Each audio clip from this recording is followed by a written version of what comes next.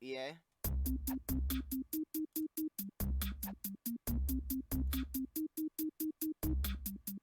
Electronic Arts. For decades now, they've been one of the largest, most impactful makers of Hell video yeah, bro. I haven't games. really Their been sales playing have it been that much. I've been increasing playing a along with the lot of rest of the Madden in the industry, now past two reaching days, over man. I've been $5 playing a billion lot of dollars a fucking Madden. year. And Playing a that's little bit of because over online that time, head-to-head. they've been making some of the world's most Actually, I've popular, been playing online best-selling head-to-head the video past, like, games. week. Among countless others, they're the company behind The Sims, Need for Speed, Madden, and FIFA. Yet, I don't think many of you will be surprised to hear that over the years, No. EA has not had the best reputation. Yeah, In no fact, shit. they've been commonly referred to as the Evil Empire, and You've that been may playing not even be the CS? worst of it. Damn, bro. I played a little bit of CS, like, probably, like, 2 years ago. It's cool, but I don't got mouse space for mouse and keyboard games, you know what I'm saying? And playing on mouse and keyboard tends to hurt, like, my wrists and shit after a little while, so I'm not a big fan of it, you know what I'm saying? CS is How cool, about though. this? The Consumerist I is don't a hate the popular game. website that held this I like tournament each turtles. year, Yo, asking Matthew, I people to like vote turtles for too, the bro. worst I like company in turtles too. America. I think that you can see where this is headed, but in 2012, 250,000 people cast their vote for EA, making them the winner. They beat out some tough competition too. Those brackets contained airlines, retail stores, banks, so many people were surprised at the time when a maker of something fun like In video America games for took the title. And they were 2012, actually a damn. two-time winner. They won that same tournament the following year as well. Second Further year in a evidence of the row makes hatred is a sense. full 6 years later, they were included in Because USA they're just copying and pasting the same fucking game with roster updates every year and then earning billions of dollars off fucking microtransactions. Like, come on, bro. We all know this. We all know Today's this. list of America's top 20 most hated companies. And right here on this channel, as recent as 2020, Yo, Matthew, I you started too, the man. You series have a blessed profiling day the too, most my hated boy. companies, and on every I'll one catch you of again them, soon. EA Yeah, I'll catch you has again talked soon, bro. about You have a all fucking over the amazing day too, my man. comments. This right here I has appreciate actually you been coming one of through my like always, most my boy, for requested real. videos since the Great start to of see that you, baby. series. Great to see So you. today, I want to identify some of the major reasons behind that hatred. Just to be clear, I'm not trying to convince anyone of anything. I have no personal agenda against them, but I do recognize that they are disliked by many people, and I want to talk about why. Electronic Arts was founded by Trip Hawkins in what I would consider to be the early days of home video games. And I have to say that even before EA existed, this was a person with an impressive resume. He had graduated from Harvard, received an MBA from Stanford, and went on to become one of Apple's first 50 employees in the late 1970s. After 4 years at Apple, he left the company with the intention of starting his own business from home, where he would make and sell video games for home computers. The original name of the business was Amazin Software with an apostrophe, but it was quickly changed to Electronic Arts. The reason for that change is because he strongly felt that each video game was its own work of art. The developers were the artists, and the name should reflect that.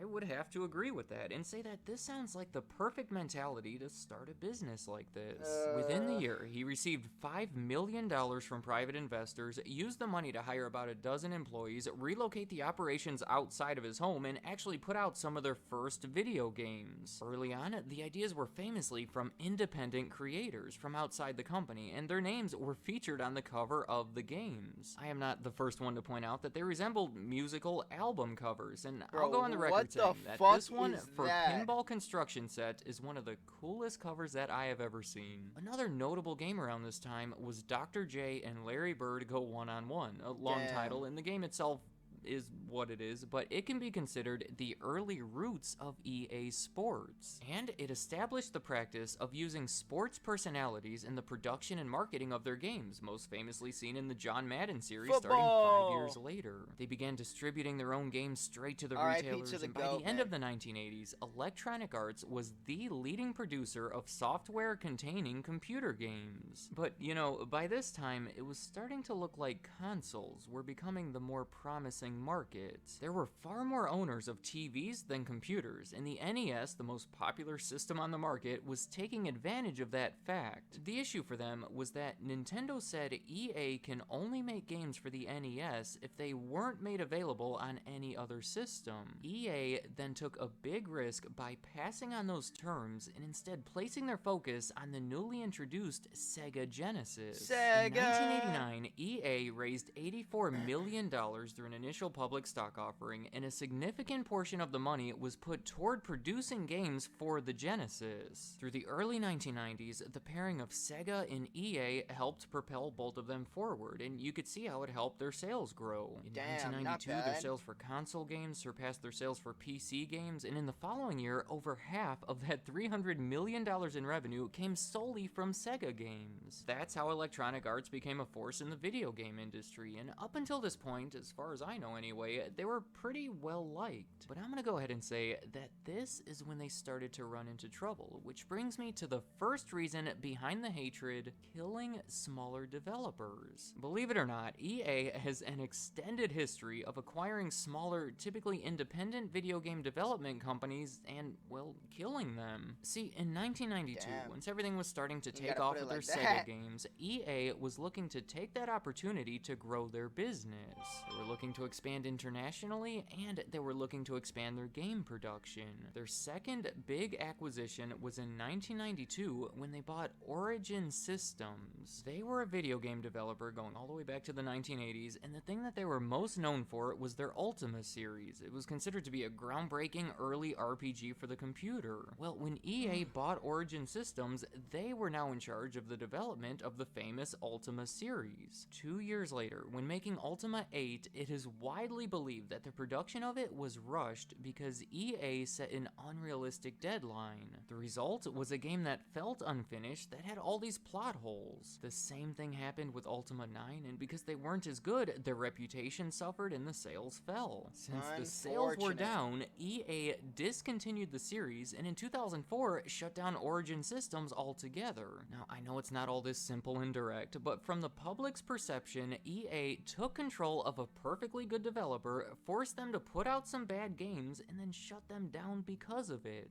Another example is what happened with Bullfrog. This was a video game developer from the UK, again going back to the 1980s, that was most known for their strategy games like Populous. Well, in 1995, That they game were looked bought cool by as fuck. EA. They even put out a successful game called Dungeon Keeper under their control, but by 2001, Bullfrog no longer existed because they were merged into EA UK. Again, there's stories of rushing games, but here, the biggest issue may have been the culture shock for Bullfrog. EA turned the whole thing into more of a professional operation, and the new environment may have hindered their creativity. But either way, the fact remains that EA bought a promising, successful game developer, and 6 years later, they were effectively shut down. I won't keep going through the same story over and over, but a third major example is Westwood Studios, yet another game developer going back to the 1980s that was best known for their Command & Conquer series.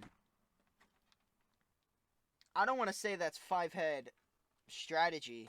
They were bought by But- EA as part of a larger deal valued at $122 million in 1998, and How do you 5 be? years How do you be the top of the competition? Just get rid of the competition. Fuck yeah. later, they shut down when EA consolidated some of their studios. There are many more examples of this, but we could see the pattern here. Do you know that Damn, book was of that Mice Kobe? and Men? Lenny loved those rabbits, but he would accidentally kill them by hugging them and petting them too hard. That's True. what I think was happening here. EA wanted those developers to do so well that they would try to adapt them to their own proven system. It involved setting aggressive deadlines and introducing a comparatively strict and more professional corporate culture. But their attempts to make things better ended up backfiring. They stressed everyone out and hindered creativity. And I want to point out that this is such a contrast to how they started. They are called Electronic Arts, yet they really seem to undermine the artistic aspect of it. Trust me, the whole video could be about this, but I need to move on to the second reason, because it's probably the most relevant Here one we today. You may know where I'm heading Don't with this. say It's micro. microtransactions Here they and loot fucking go, boxes. chat. It's essentially when you have to pay real money to Micro. unlock stuff within a game, and EA has been infamous for including these all over the place. In We have to every admit that these single are an game, effective every way for year. EA to keep a stream of revenue coming in long after the game is sold, but it doesn't go over well with the players. Oh man, I have to pay a microtransaction to unlock? That's so... I'm sure many of you know about these all too well, so Oh, I'll just no. skip to the big one. I'm talking about Star Wars Battlefront 2. Back in Never bought it. 2017, before it was ever even officially released, it received unprecedented backlash from the gaming community because the loot box system within the game was designed to give the player significant gameplay advantages, essentially making it pay to win and nobody wants that. You would spend $60 for the game up front, and then if you refuse to pay more money, you'd be at a disadvantage compared to the other players. Oh my gosh, and on get top of that, rolled. major desirable characters such as Luke Skywalker and Darth Vader had to be unlocked by either playing the game for something like 40 hours or by buying these loot boxes. The whole thing felt very shady. It seemed like EA was more concerned with extracting money from the players Cash rather than grab. delivering a fun Yoink. experience. They You're actually like, claimed "My that all money this now, was in place motherfucker." to provide players with a sense of fucked up. pride and accomplishment for unlocking heroes, but